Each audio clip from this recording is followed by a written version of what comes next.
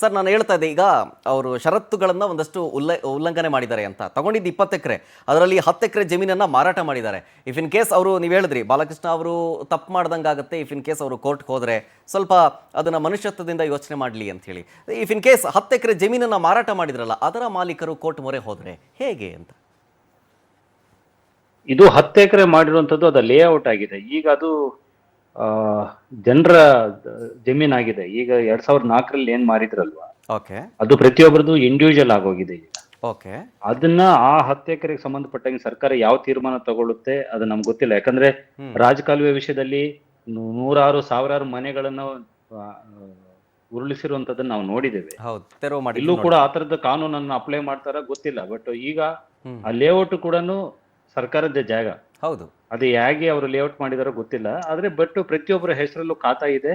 ಅದನ್ನ ಹೇಗೆ ಸರ್ಕಾರ ನಿಭಾಯಿಸುತ್ತೋ ಅದ್ ನಿಭಾಯಿಸಲಿ. ಆದ್ರೆ ಉಳಿದ ಈಗಿನ 10 ಎಕರೆ ಏನಿದೆಯಲ್ಲ, ಇದು 100% ಇದನ್ನ ಮುಟ್ಟುಗೋಲಕ್ಕೆ ಅರ್ಹವಾದಂತಹ ಜಾಗ. ಮತ್ತೆ ಕಾನೂನಾತ್ಮಕವಾಗಿ ಕೂಡ ತುಂಬಾ ತಪ್ಪುಗಳು ಬರಿಗಣ್ಣಿಗೆ ಕಾಣುವಷ್ಟು ತಪ್ಪುಗಳನ್ನ ಮಾಡಿದ್ದಾರೆ. ಈ ಹಿನ್ನೆಲೆಯಲ್ಲಿ ಕಾನೂನು ಕೂಡ ಅವರಿಗೆ ಈ ಸಲ ಅಂದ್ರೆ ನ್ಯಾಯಾಲಯ ಕೂಡ ಅವರು ನೆರವಿಗೆ ಬರಲ್ಲ.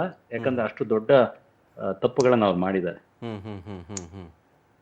ಮತ್ತೊಂದು ಕಡೆ ಈಗ 10 ಎಕರೆದು ಓಕೆ, ನೀವು ಹೇಳ್ದಂಗೆ ಅದು ಲೇಔಟ್ ಮಾಡ್ಕೊಂಡಿದ್ದಾರೆ, ಖಾತಾ ಇದೆ ಅಂತ ಹೇಳಿ. ಅಟ್ಲೀಸ್ಟ್ ಇಫ್ ಇನ್ ಕೇಸ್ ಸರ್ಕಾರ ನಿಮ್ಮ ಒಂದು ಬೇಡಿಕೆ ಇತ್ತಲ್ಲ, 10 ಗುಂಟೆ ಜಾಗ ಕೊಡಲಿ ಸಾಕು ಅಂತ, ಈ ಹಿಂದೆ ಏನು ಬೇಡಿಕೆ ಇತ್ತಲ್ಲ, ಇಫ್ ಇನ್ ಕೇಸ್ ಸರ್ಕಾರ ಇದ್ರ ಬಗ್ಗೆ ಅಷ್ಟು ಆಲೋಚನೆಯನ್ನು ಬಿಟ್ಟಿದ್ರೆ, ನೀವೊಂದು ಆಪ್ಷನ್ ಅಥವಾ ಏನಾದರೂ ಒಂದು ಮನವಿ ಮಾಡ್ಕೊಳ್ಳೋ ಸಾಧ್ಯತೆ, ಒಂದು 10 ಎಕರೆ ಒಂದು ಜಾಗ ಕೊಡಿ ಅಂತ ಹೇಳಿ ಇವ್ರಿಗೂ ಕೂಡ ಮನವಿ ಮಾಡ್ಕೊಂಡು ಇವರು ಆಪ್ಷನ್ ಕೊಡ್ಬೋದಲ್ಲ, ಆ ಆಪ್ಷನನ್ನು ಸರ್ಕಾರದ ಕಡೆಯಿಂದ? ನಮಗೆ 10 ಗುಂಟೆ ಅಂದ್ರೆ 10 ಗುಂಟೆ ಜಾಗ ಅಲ್ಲ, ಒಂದು ಅರ್ಧ ಎಕರೆ ಕೊಡ್ಲಿ ಅಂತ. 10 ಗುಂಟೆಯಲ್ಲಿ ಏನು ಮಾಡಕ್ ಆಗಲ್ಲ. ಹೌದು, ಹೌದು. ಒಂದು ಅರ್ಧ ಎಕರೆ ಜಾಗವಾದ್ರೂ ಕೊಟ್ರೆ ಅಲ್ಲಿ ವಿಷ್ಣುವರ್ಧನ್ ಅವರ ಒಂದು ಧ್ಯಾನ ಕೇಂದ್ರ ಸೃಷ್ಟಿ ಮಾಡಬಹುದು, ಒಂದು ಗ್ರಂಥಾಲಯ ಮಾಡಬಹುದು, ಅಲ್ಲಿ ಬಂದು ಕೂತಿದ್ದು ಹೋಗ್ಲಿಕ್ಕೆ ಒಂದಷ್ಟು ಸ್ಥಳಾವಕಾಶ ಮಾಡಬಹುದು. ಸೊ ಇದೆಲ್ಲವೂ ಕೂಡ ನಿರಂತರವಾಗಿ ನಡೀಲಿಕ್ಕೆ ಅನುವು ಮಾಡಿಕೊಟ್ಟಂಗಾಗುತ್ತೆ. ಅದ್ರ ಜೊತೆಗೆ ಅಲ್ಲಿ ಪಕ್ಕದಲ್ಲಿ ಬಾಲಣ್ಣನವರ ಸಮಾಧಿನ ಕೂಡ ಅವ್ರ ಮಕ್ಕಳೇ ಕೆಡವು ಬಿಟ್ಟಿದ್ದಾರೆ. ಎಂತ ದೂತ ಮಕ್ಕಳು, ಯಾರು ಮಕ್ಕಳು, ಇಂಥ ಮಕ್ಕಳು ಹುಟ್ಟಬಾರದು ಮನೆಗಳಲ್ಲಿ. ತಮ್ಮ ತಾತನ ಸಮಾಧಿಯನ್ನೇ, ಅಷ್ಟು ಮೇರು ನಟ, ಅವ್ರ ಸಮಾಧಿನೇ ನೆಲಸಮ ಮಾಡಿದ್ದಾರೆ. ನಾವು ಸರ್ಕಾರಕ್ಕೆ ಮನವಿ ಮಾಡ್ತೀವಿ, ಬಾಲಣ್ಣನವ್ರಿಗೂ ಒಂದು ಸೂರನ್ನ ಕಲ್ಪಿಸ್ಕೊಡಿ, ಅಲ್ಲಿ ಅವರನ್ನು ಕೂಡ ನೆನಪಾಗಿ ಉಳಿಸಿ ಅನ್ನುವಂತಹ ಮನವಿಯನ್ನ ಈ ಸಂದರ್ಭದಲ್ಲಿ ಮಾಡ್ತಾ ಇದ್ದೀವಿ. ಅರ್ಧ ಎಕರೆ ಬೇಕು ಅನ್ನುವಂಥದ್ದು ನನ್ನ ಒತ್ತಾಯ.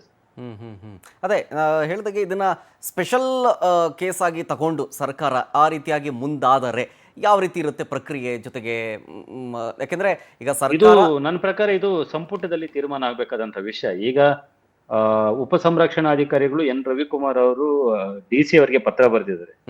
DC ಅವರಿಗೆ ಅಧಿಕಾರ ಇದೆ ಅದನ್ನ ಮುಟ್ಟುಗೋಲು ಹಾಕೊಳ್ಳಿಕ್ಕೆ.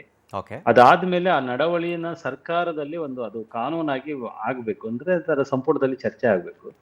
ಅದಕ್ಕೆ ವಿಶೇಷ ಸಂಪುಟ ಸಭೆ ಆಗ್ತಾನೆ ಇರುತ್ತೆ. ಅಂತ ಸಂದರ್ಭದಲ್ಲಿ ಇದನ್ನ ಅಲ್ಲಿ ಒಪ್ಪಿಗೆ ಪಡೆದು ಸೊ ಸರ್ಕಾರ ವಿಷ್ಣುವರ್ಧನ್ ಅವ್ರಿಗೆ ಅರ್ಧ ಎಕರೆ ಕೊಡ್ಲಿಕ್ಕೆ ಏನು ಸಮಸ್ಯೆ ಆಗ್ಲಿಕ್ಕಿಲ್ಲ ನನ್ನ ಪ್ರಕಾರ. ಮಾಡಬಹುದು ಅಂತ ಅನ್ಸುತ್ತೆ. ಇಲ್ಲ ಅಂತಂದ್ರೆ ಬಾಲಣ್ಣನವರ ಕುಟುಂಬ ಇನ್ನೊಂದು 4-5 ವರ್ಷ, ಈಗಾಗ್ಲೇ ಇಷ್ಟು ವರ್ಷಗಳಿಂದ 2009ರಿಂದ ಏನ್ ಮಾಡ್ತಾ ಬಂದ್ರು ಅದನ್ನೇ ಮತ್ತೆ ಮಾಡೋ ಸಾಧ್ಯತೆಗಳಿದಾವೆ. ಮತ್ತೆ ಈ ಮಣ್ಣಲ್ಲಿ ಪ್ರತಿ ಸಂದರ್ಭದಲ್ಲಿ ವಿಷ್ಣುವರ್ಧನ್ ಅವರ ಹೆಸರಲ್ಲಿ ಬರೀ ವಿವಾದಗಳ ಸಂದರ್ಭದಲ್ಲಿ ಮಾತ್ರ ಅವರ ಹೆಸರು ಮುನ್ನೆಲೆಗೆ ಬರೋದು ನಮ್ಗೆ ಇಷ್ಟ ಇಲ್ಲ.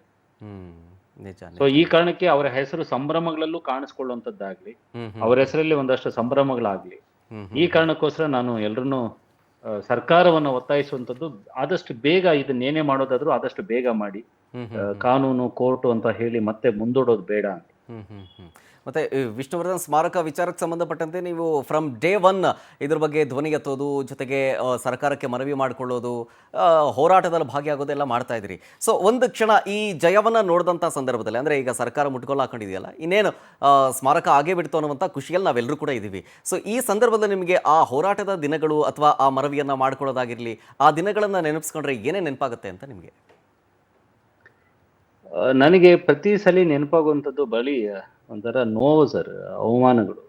ಆ ವ್ಯಕ್ತಿ ಬದುಕಿದ್ದಾಗ್ಲೂ ನೆಮ್ಮದಿಯಾಗಿ ನಡ್ಸ್ಕೊಳ್ಲಿಲ್ಲ, ಅವ್ರು ಇಲ್ಲವಾದ ಮೇಲೂ ಯಾಕೆ ಇಷ್ಟೆಲ್ಲ ನೋವು ಕೊಡ್ತಾ ಇದೀವಿ ಅಂತಾನೆ ನನ್ಗೆ ಅನಿಸ್ತಾ ಇದ್ದಿದ್ದು ಪ್ರತಿ ಸಲ.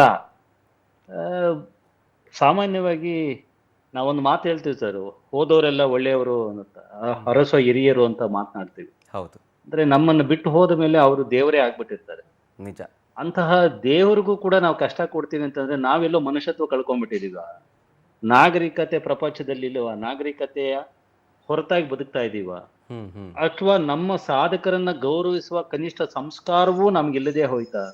ಈ ತರದ್ದೆಲ್ಲ ನಮ್ಮ ಪ್ರಶ್ನೆಗಳನ್ನ ನಾವು ಕೇಳ್ಕೊಂಡ್ವಿ. ಮತ್ತೆ ವ್ಯಕ್ತಿಯಾಗಿ ವಿಷ್ಣುವರ್ಧನ್ ಅವ್ರು ಏನ್ ತಪ್ಪು ಮಾಡಿದ್ರು, ಯಾಕೆ ಹ್ಮ್ ಅವರ ಬದುಕಿನ ಕಾಲಘಟ್ಟದಲ್ಲೂ ಕೂಡ ಒಂದಷ್ಟು ಸಮಸ್ಯೆಗಳು ಆಗ್ತಾನೆ ಇದ್ವು, ಹ್ಮ್ ಹ್ಮ್ ಅವರ ಇಲ್ಲವಾದ ನಂತರವೂ ಕೂಡ ಹೀಗೆ ಆಗ್ತಿದೆಯಲ್ಲ ಅನ್ನುವಂಥದ್ದು ನನ್ನ ಪ್ರತಿ ಹೋರಾಟದ ಸಂದರ್ಭದಲ್ಲೂ, ಪ್ರತಿ ಆ ಆ, ಈ ವಿಷಯಕ್ಕೆ ಸಂದರ್ಭ ಆಗಿ ನಾನು ಮುಖಾಮುಖಿ ಆಗುವಂತ ಸಂದರ್ಭದಲ್ಲೂ ಹ್ಮ್ ನನ್ನನ್ನು ಕಾಡ್ತದಂತ ಪ್ರಶ್ನೆಗಳು, ಯಾಕೆ ಯಾಕೆ ಯಾಕೆ ಯಾಕೆ ಅವರೊಬ್ಬರಿಗೆ ಯಾಕೆ ಈ ತರದ್ದು ಅಂತ ಹೇಳಿ. ನಿಜ ನಿಜ ಇವತ್ತು ಅದನ್ನೆಲ್ಲ ತಿರುಗಿ ನೋಡಿದಾಗ ಏನೇ ಆಗಿರ್ಲಿ, ಸತ್ಯಕ್ಕೆ ನ್ಯಾಯ ಸಿಗಬೇಕು.